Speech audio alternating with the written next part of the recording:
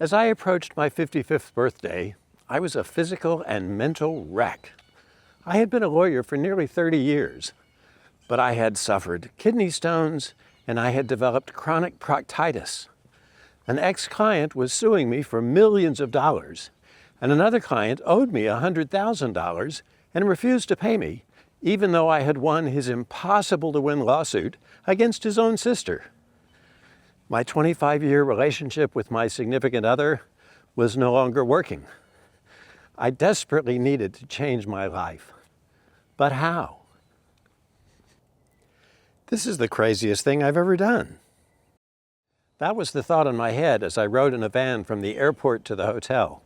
I was in Nanning, China, in the southern province of Guangxi.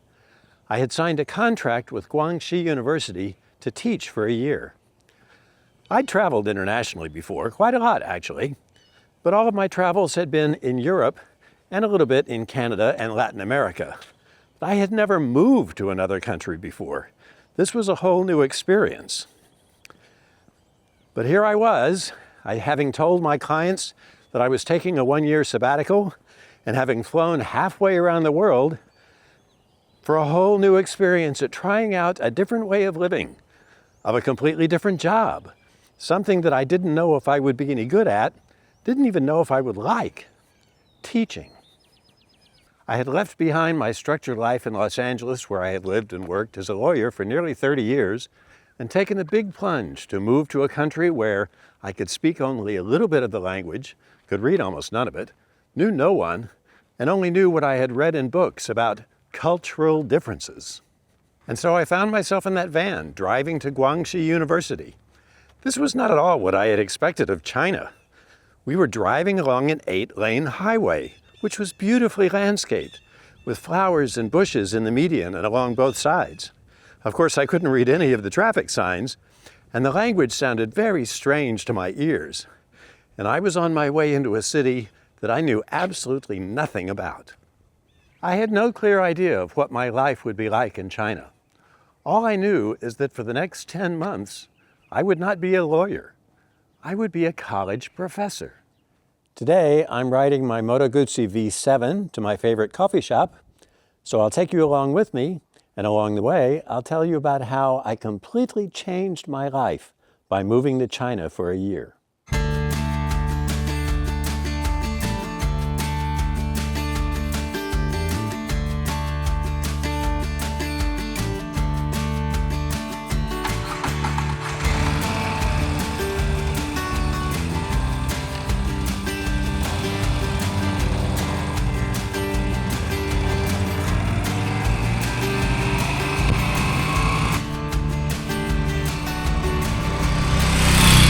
I had never loved practicing law.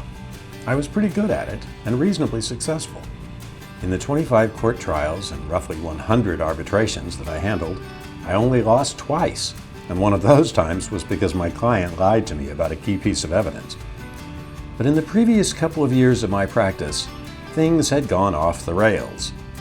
As mentioned, I had an ex-client, Steve, who had been a successful stockbroker. Steve and his former partner were suing each other over a busted startup company. Steve was no longer a broker and he was searching for a new career. Steve's dream was to produce movies. Since I had a background producing 3 films, I agreed to bring him in on a film project being developed by one of my other clients. I should have recognized that Steve's being sued from a previous broken business relationship was a red flag, but I didn't.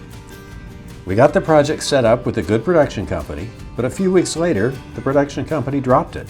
Why? No one ever knew. These things happen all the time in the film business. But Steve blamed me and sued me for the millions of dollars he imagined he would have earned from the movie's revenues. All of it was utter nonsense, fabrications arising from the diseased mind of his own victim mentality. While I was fighting that lawsuit, I took on a case from a longtime client who wanted to sue his own sister for defamation. After 2 years of gathering evidence and building a solid case, we went to trial, and the jury returned a verdict in my client's favor. But the dollar reward was much smaller than my client thought his sister should have to pay. So he refused to pay me my fees. I didn't feel like I could go on practicing law as usual, putting in long hours doing something I didn't enjoy for clients I didn't even like. But practicing law had been the focus of my life for nearly 3 decades. If I wasn't a lawyer, who was I? By chance, I had recently learned that there was such a thing as teaching English in foreign countries. I love to travel, and if I could get a job that would pay me to live in another country, that would be ideal. I discovered that in a couple of weekends, I could get certified as a teacher of English as a second language, so I signed up for a course. After I finished it, I began investigating where I might seek employment with my new skill. Research quickly showed that the best jobs were in universities, and the most university jobs by far were in China. Live in China? That was an exotic idea. I had never even traveled in Asia, but I was intrigued. I applied for several positions and I got an offer from Guangxi University in the southern city of Nanning. Not only was that the best in terms of money, which was pitifully low compared to my income as a lawyer, but it was in a program which already had 20 other Americans teaching, so I wouldn't be completely alone. Nanning was also known as the Green City, and at a time when air pollution in China was truly horrible, Nanning looked like the best choice, so I accepted the position. But one major concern I had about living in China for a whole year was my chronic proctitis. When my symptoms were bad, I had considerable rectal bleeding. My doctor had prescribed suppositories, which were effective to reduce the symptoms, but were not a cure. I also took a chewable herbal supplement every day, something called DGL, which is a specialized licorice root extract, and eating that before my meals helped me digest my food better before it could reach my inflamed rectal areas. But I was positive that I would not be able to get either the suppositories or DGL in China, so I bought a several-month supply to take with me. We've arrived at the Red Cup Coffee Shop, a really eclectic place. The menu is vegetarian, the coffee is very good, and there is a lot of interesting artwork. Let's take a look inside.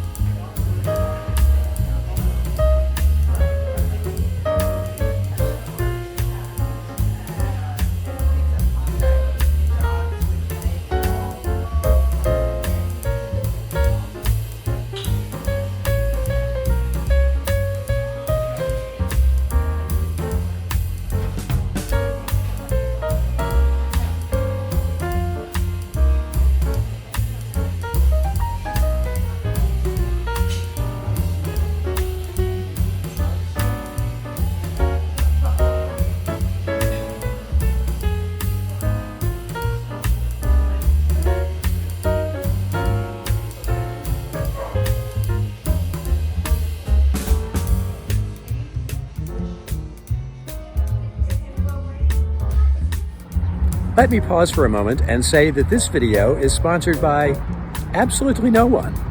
I'm still at the beginning of this YouTube channel and I'm still trying to grow it. I'm far from that magical 1,000 subscribers, so if you are enjoying this video, please subscribe and give it a like. Thank you. Now, back to the story.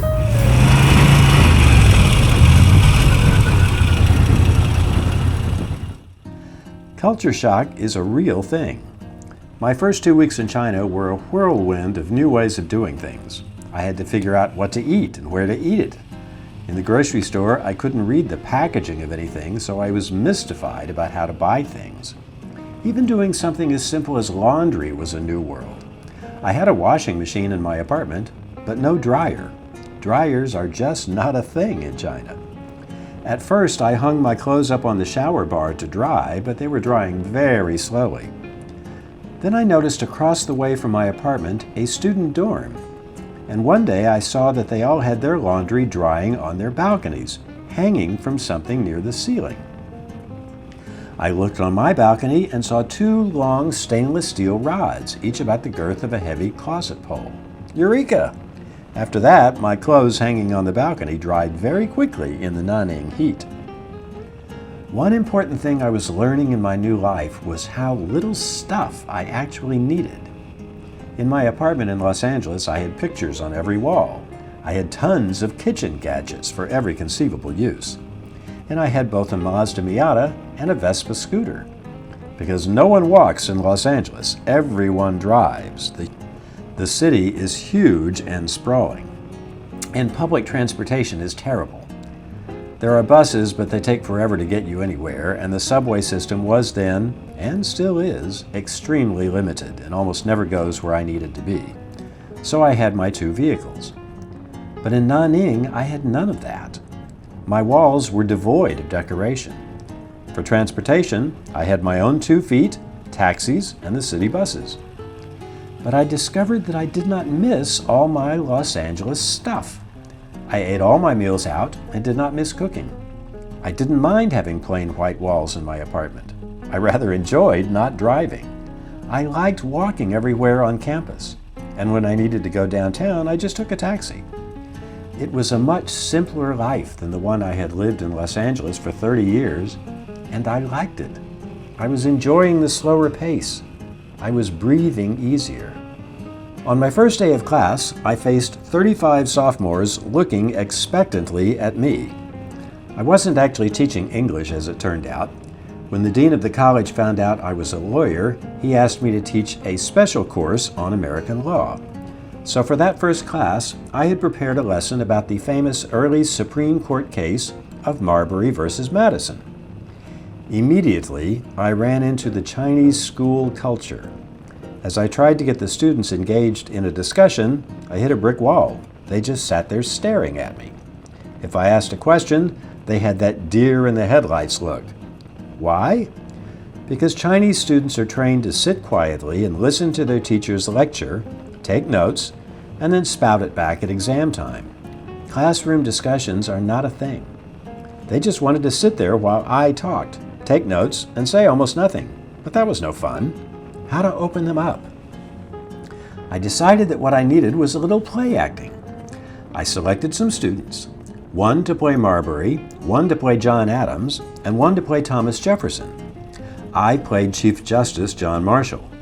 I had John Adams grant a judge job to Marbury, but had Thomas Jefferson refuse to deliver the official commission.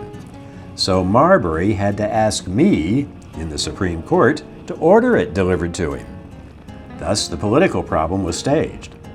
I walked back and forth among the students, dithering out loud about what to do and explaining the problem as I spoke my thoughts. And finally, I announced my decision. The law giving the Supreme Court the power to order delivery of the commission was unconstitutional. Sorry, Marbury, no commission. Then I asked the students to express their opinions on whether I was right or wrong. Staging this little drama was like lighting the fuse to a firecracker.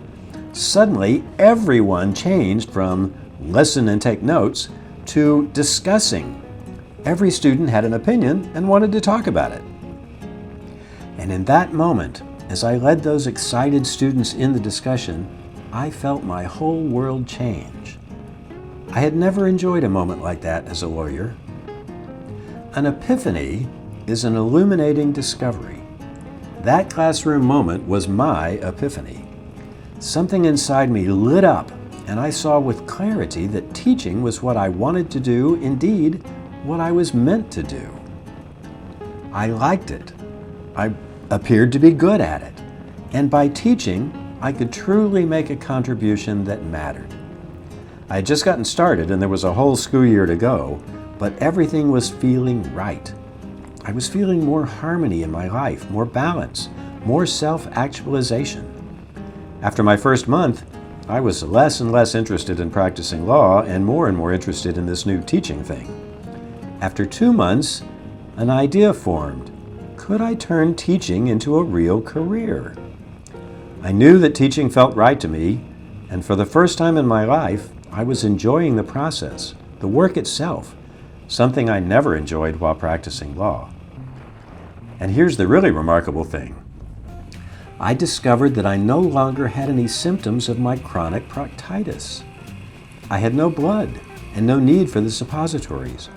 I had stopped eating the DGL, but I found I didn't need them. The stress of practicing law had gone away, and the chronic proctitis had gone away with it. For the first time in years, I felt truly healthy.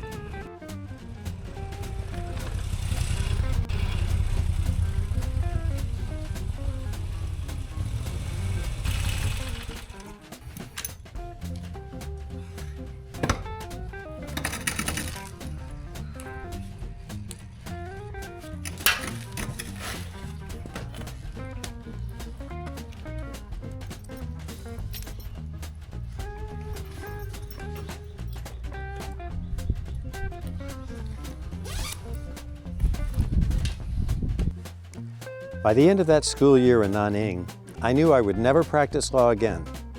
I got myself hired as an adjunct professor at the Oklahoma City University School of Law, and after 2 years of that, with that on my resume, I was able to get a position teaching business law at the Los Angeles Film School. I was soon promoted to Associate Director of the Entertainment Business Program there, and after 4 years in that position, I was hired by the University of Arizona College of Law to be the first director of its new cooperative program with the Ocean University School of Law in Qingdao, China. By a very circuitous route, I had finally become a full-time law professor. I was literally living the dream. And the cherry on top was that I met a beautiful woman who was one of the directors of the Ocean University Library, and that lovely woman is now my wife. I continue to teach part-time now, not only for the University of Arizona College of Law, but also for the University of Oklahoma College of Law and the Oklahoma City University School of Law. That 1 year in Nanning, China completely changed my life. I found a whole new career that fulfills me, a new love that I cherish every day, an entirely new way of living. For all of that, I will be forever grateful. Thank you for watching. I'll see you in the next one.